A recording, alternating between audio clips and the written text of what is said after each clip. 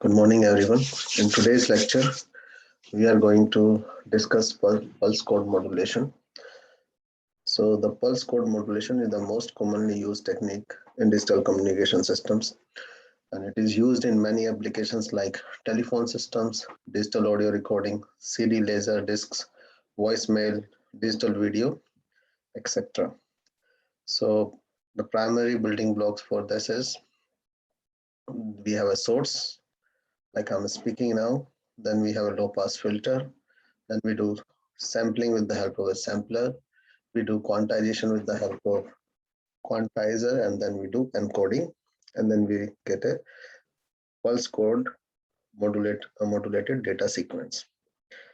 Now, with respect to the uh, your transmission line, we have a PCM data shaped for transmission.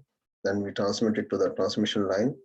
Then we have regenerative repeaters, which repeats the signals. If there's a change in the shape of the signal, then they repeat the shape of the signal, and they are placed around 50 meters in the digital communication system. Transmission lines transfer to the transmission line again, and with a series of repeaters, it goes to the channel output. When it is received, then we have a regenerative circuit. We did encoding on the transmitter side, so we will have a decoder on the receiver side. We have a construction filter, like we were using a low pass filter. We are using a reconstruction filter here, and then the message is transmitted to the destination. In pulse code modulation, a message signal is represented by a sequence of coded pulses, which is accomplished by representing the signal in discrete form in both time and amplitude. The basic operation performed in the transmitter of a PCM systems are sampling, quantization, and encoding, as shown in figure A and explained by me. A low-pass filter prior to sampling is included merely to prevent aliasing of the message signal. The quantization and encoding operations are usually performed in the same circuit, which is called an analog to digital converter, or an acronym it is called as ADC. Regeneration also occurs at intermediate points along the transmission line, as I explained, around 50-meter path as required, and which is given in figure 1 here. The repeaters are used here. The basic operation in the receiver are regeneration of impaired signals, decoding and reconstruction of the train of quantized samples as shown in figure 1C. Now, encoding. The process of converting the message or idea into a code so that the message can be transferred from source to the destination. Any plan for representing the discrete set of values as a particular arrangement of discrete event is called a code. One of the discrete event in a code is called a code element or symbol. For example, the presence or absence of a signal is a absence of a pulse is a symbol. A particular arrangement of symbols used in a code to represent a single value of a discrete set is called a code word or a character. In binary code, each symbol may be either of two distinct values such as negative pulse or a positive pulse. The two symbols of the binary codes are customarily denoted as 0 and 1. So in terms of this, we have an analog signal, then we have a PCM encoder, which has your sampling, quantizing, encoding. So we do sampling here. So this signal gets converted to a waveform like this, which has been explained in flat top sampling and natural sampling. Then we have a quantized levels of signals, which has been explained in the chapter of or the lecture of quantization. And then we do encoding. Then we receive our digital data in the form of ones and zero. Then we do some line coding, which I'll explain in the later lectures now. And then we have a digital signal, which is ready for transmission. So depending upon what we are using, we can represent a signal by a 0 as a high, or we can represent a high by a 1 also. In this one example, we are representing 0 by a high. So 0, 0, 0 means all high. 0, 0, 1 means 3 high and then low. You can say 3 pulses are high then low. 0, 0, 1, 1 is 2 high pulses and 2 low pulses, and so on. Now, regeneration along transmission. As I explained you, we have repeaters in digital communication system. This is the most important aspect of, you can say, digital communication system as compared to the analog communication system. A PCM wave, after transmitting through a channel, gets distorted due to the noise introduced in the channel. So my original pulse is something like this. And due to some changes, let's say the pulse changes to this. Due to introduction of some noise or some interference, the pulse shape changes to this. So what's the function of the repeater is that the repeater will see that it has to generate a waveform of a predefined width and amplitude.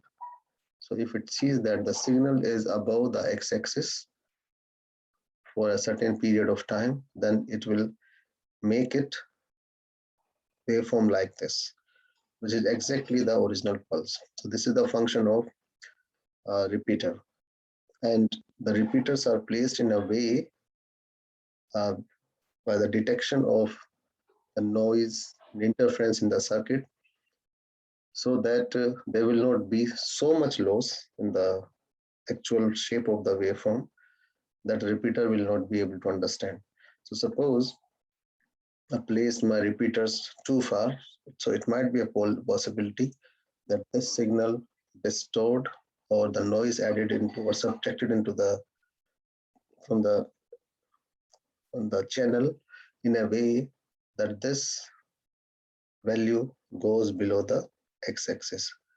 Then there is a problem. So repeater will not be able to restore the pulse correctly. So the repeaters are placed in the channel in a way that they can detect the original shape of the pulse and they can restore it. So the most important feature of a PCM system lies in its ability to control the effects of distortion and noise produced by the transmitting a PCM signal over a channel. This capability is accomplished by reconstruction the PCM signal by means of chain of regenerative repeaters located at sufficiently close spacing along the the transmission loop. This helps in restoring the signals from losses occurs. Decoding. The first operation in the receiver is to regenerate, that is reshape and clean up the received pulse one last time. These cleanup pulses are then regrouped into code words and decoded into a quantized pulse amplitude modulated signal. This is your pulse amplitude modulated signal, means the amplitudes are different and they are in the form of your waveforms, square waveforms can say. So pulse means there's a pulse of positive high and then there's an off, then pulse of positive high. And you can see the amplitudes here are of different value. The decoding process involves generating a pulse whose amplitude is the linear sum of all the pulses in the code word.